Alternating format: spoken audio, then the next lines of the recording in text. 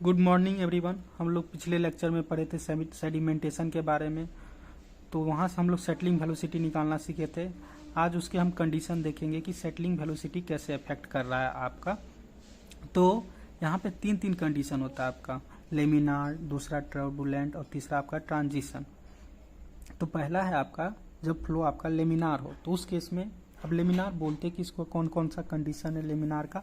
जब आपका Reynold number का वैल्यू लेस देन 1 हो और पार्टिकल जो है उसका डाया अगर 0.1 mm से कम हो, तो उस केस में हम देखिए CD का वैल्यू क्या करते हैं, 24/RE पुट करते हैं। ये जो आपका VS सेटलिंग वेलोसिटी में आप निकाले होंगे, नीचे में आपका जो CD होगा उस केस में उसको हम 24/RE पुट करते हैं। ये RE हम लोग जानते हैं रेनॉल्ड नंबर को बोलते हैं। रेनॉल्ड नंबर का फार्मूला क्या होता है आपका, रो VSD/म्यू।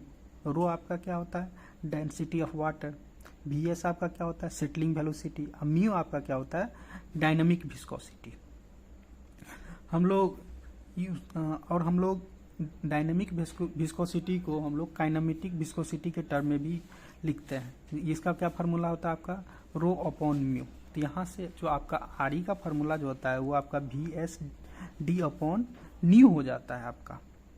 अब हम जैसे बोले थे कि CD के जगह 24/RE पुट करते हैं, तो वही करेंगे। VS का जो हम फार्मूला जानते हैं, VS का फार्मूला होता है आपका 4/3G-1GD multiplication of RE divided by 24। वहाँ से VS निकालेंगे तो 4/3G-1GD VSD। तो हम यहाँ पे बोले थे कि CD के जगह हम 24/RE पुट कर देंगे। तो वही जब पुट किए 24/RE, RE का हम लोग फार्मूला जानते हैं VSD/म्यू। तो VSD/म्यू जब पुट किए तो यहाँ से VS का जो VS का जो फार्मूला होता है G/80G-1D² न्यू होता है आपका।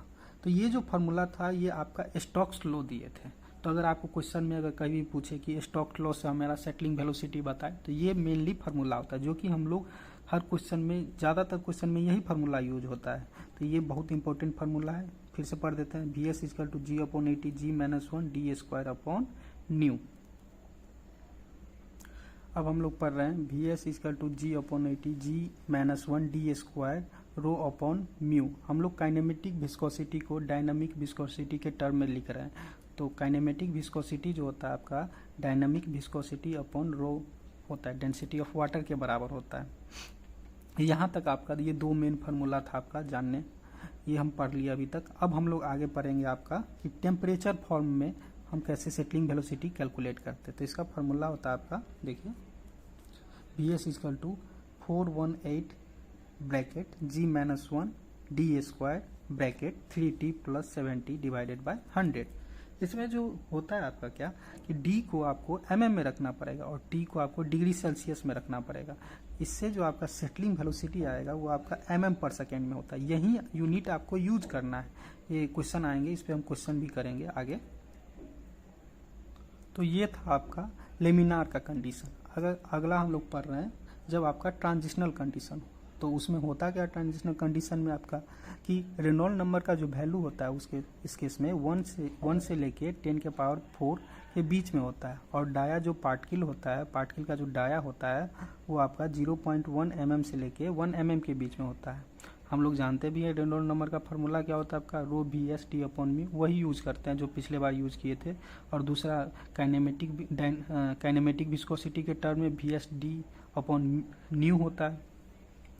एक पिछले केस में हम लोग पुट किए थे लेमिनार के केस में कि CD जो होता है 24/RE होता है। इन केस ऑफ ट्रांजिशनल हम लोग CD का जब पुट करेंगे, CD=24/RE + 3 डिवाइडेड बाय √RE + 0.34। जब ये पुट कीजिएगा आप उसके VS का फार्मूला में, तो आपको बहुत डिफिकल्ट हो जाएगा।